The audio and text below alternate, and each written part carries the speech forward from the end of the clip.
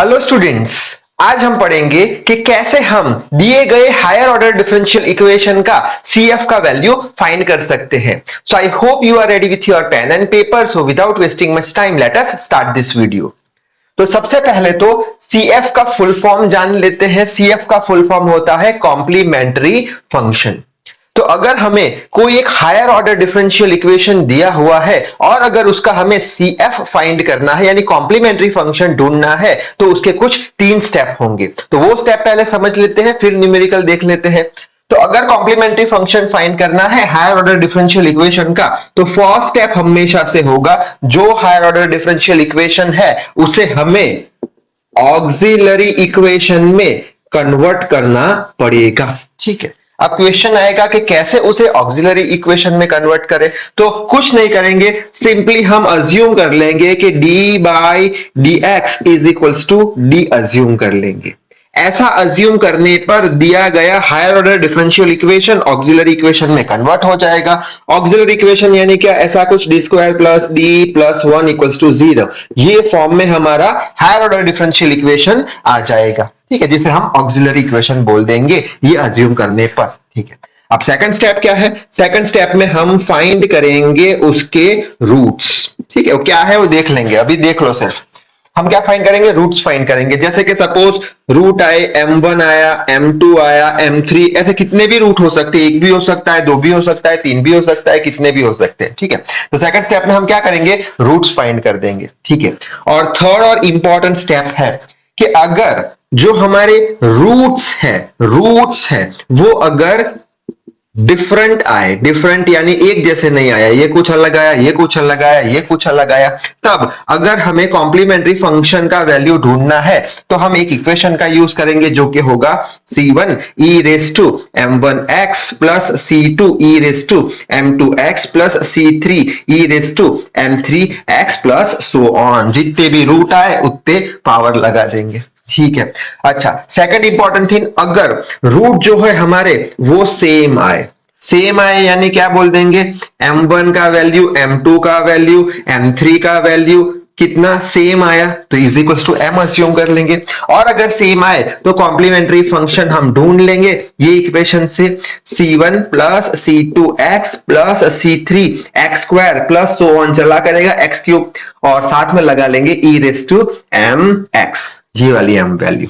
ठीक, अच्छा अब अगर ये जो रूट है वो कुछ कॉम्प्लेक्स नंबर हमें मिला, कॉम्प्लेक्स नंबर यानी क्या, आई हमें पता है। ठीक है, कॉम्प्लेक्स नंबर मिला, तब अगर हमें उसका कॉम्प्लीमेंट्री फंक्शन CF फाइंड करना है तो उसका इक्वेशन हम लिख लेंगे e raise to ax c1 cos bx plus c2 sin bx। ठीक है, तो ये हो गई हमारी प्रोसीजर। अब न्यूमेरिकल सॉल्व करेंगे तभी जाके ये सारा पिक्चर क्लियर होगा।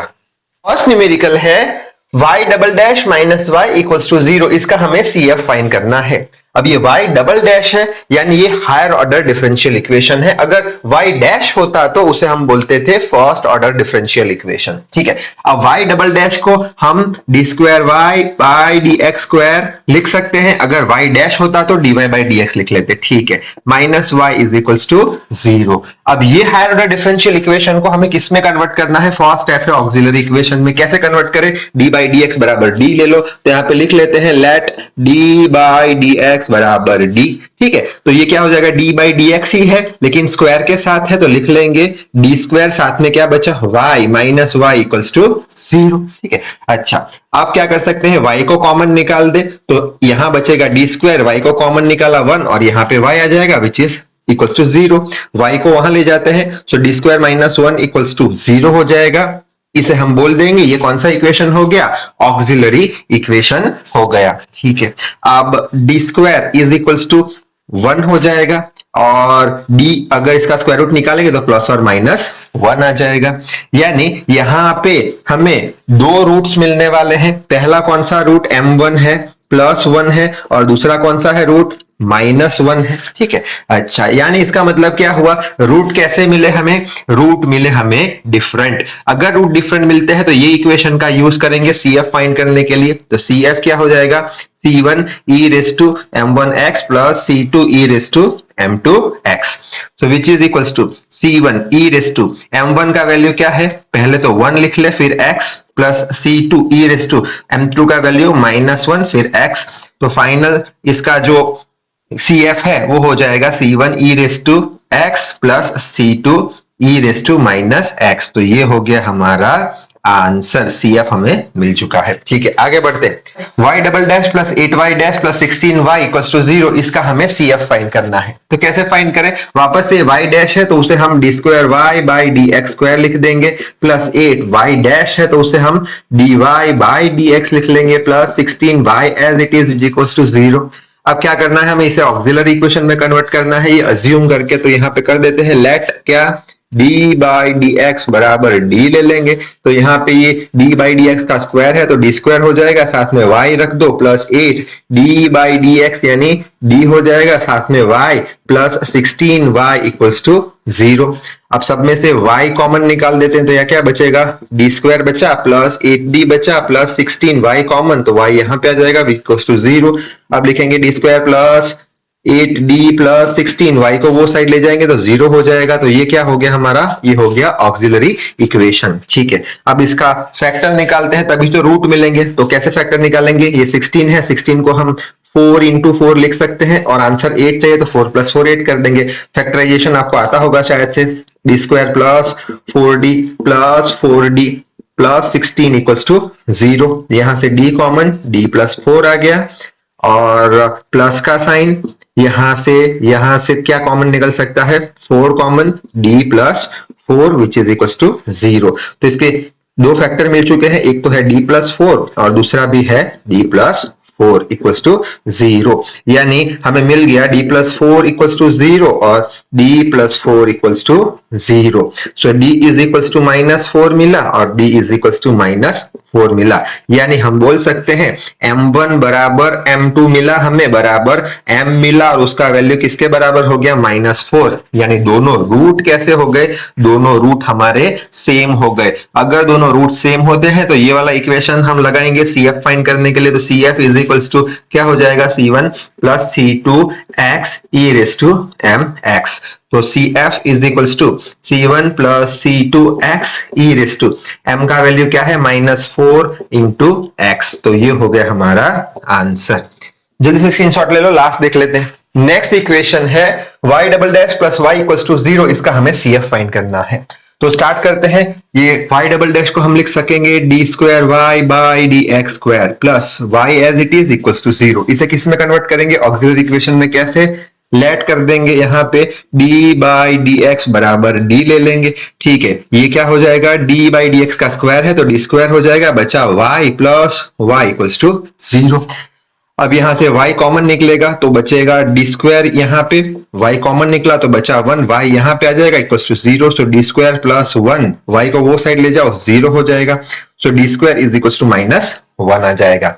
अब हमें पता है कि नेगेटिव साइन का स्क्वायर रूट हम नहीं निकाल सकते, ठीक है। यानी यहाँ पे ये d स्क्वायर है, यहाँ पे पावर 1/2 हो जाएगा, स्क्वायर रूट इसका नेगेटिव का स्क्वायर रूट पॉसिबल नहीं है। तो और भी एक हमें चीज पता है क्या, कि हमने पढ़ा था कि जो हमारा आई स्क्वायर का वैल्यू होता है वो -1 के बराबर होता है। कुछ इमेजिनरी नंबर याद हो तो कॉम्प्लेक्स में पढ़े थे। तो यहाँ पे लिख लेते हैं d square is equals to, ये हो गया हमारा आई स्क्वायर का वैल्यू। यानी d का वैल्यू क्या हमें मिल गया, i के बराबर मिला। यानी रूट जो हमारा आया m, वो किसके बराबर आया, i के बराबर आया। यानी ये क्या मिल गया हमें, कुछ कॉम्प्लेक्स नंबर हमें मिल गया, ठीक है। अगर इक्वेशन आपने पढ़ा हो कॉम्प्लेक्स नंबर का तो क्या बोलते थे, सपोज कर लेते हैं m is equals to a plus bi, ऐसा कुछ कॉम्प्लेक्स नंबर होता था। और हमें m का वैल्यू क्या मिला है, यहाँ पे m का वैल्यू क्या मिला है, i मिला है, ठीक है। m का वैल्यू क्या मिला है, i मिला है। अगर m का वैल्यू i मिला हमें तो यहाँ पे b का वैल्यू क्या होगा, तो मैं बोल दूंगा b का वैल्यू 1 होगा, ठीक है। इसके साथ 1 होगा तो 1 इंटू आई, आई बना, और ए का वैल्यू कितना होगा तो मैं बोलूंगा ए का वैल्यू 0 होगा, क्योंकि 0 plus 1 into I is equals to I होगा। आई होप आपको समझ में आ रहा है मैं क्या बोल रहा हूं। सो ए इक्वल्स टू क्या हो गया, 0 हो गया। कुछ किया नहीं, एम बराबर आई है उसे कंपेयर करा दिया किससे, m is equals to a plus b i से। ठीक है, तो एम एम तो है, यहाँ पे ए का वैल्यू है नहीं तो ए 0 हो गया, आई बी के साथ मल्टीप्लाई है यानी बी का वैल्यू कितना होना चाहिए, 1 होना चाहिए, खेल खत्म। ठीक है, so A equals to 0, B equals to 0 हो गया। अब हमारा रूट कौन सा निकला, हमारा रूट निकला कॉम्प्लेक्स नंबर। कॉम्प्लेक्स नंबर आने पर सी एफ का वैल्यू हम कैसे फाइंड करें, तो C F is equals to e raise to A X था, C one cos B X था, plus C two sine B X. ठीक है, अच्छा रख देते हैं यहाँ पे C F is equals to e raise to A X, A का वैल्यू 0 इंटू एक्स आ गया, C1 cos बी का वैल्यू 1 इंटू एक्स आ गया, प्लस C2 साइन बी का वैल्यू 1 इंटू एक्स आ गया। So C F is equals to e raise to 0 into X, 0 हो जाएगा, यहाँ पे हो जाएगा C1 cos x plus C2 sine x। आगे बढ़ते हैं तो सी एफ का आंसर हमें मिलेगा ई रेस टू 0 किसके बराबर होता है, 1 के बराबर। सो 1 आ गया, बचा क्या C1 cos x plus C1 cos x plus C2 sin x। तो ये हो गया हमारा CF। So I hope CF के सारे कंसेप्ट क्लियर हो चुके होंगे। तो इस वीडियो में बस इतना ही। So till then read hard, work hard. Thank you very much.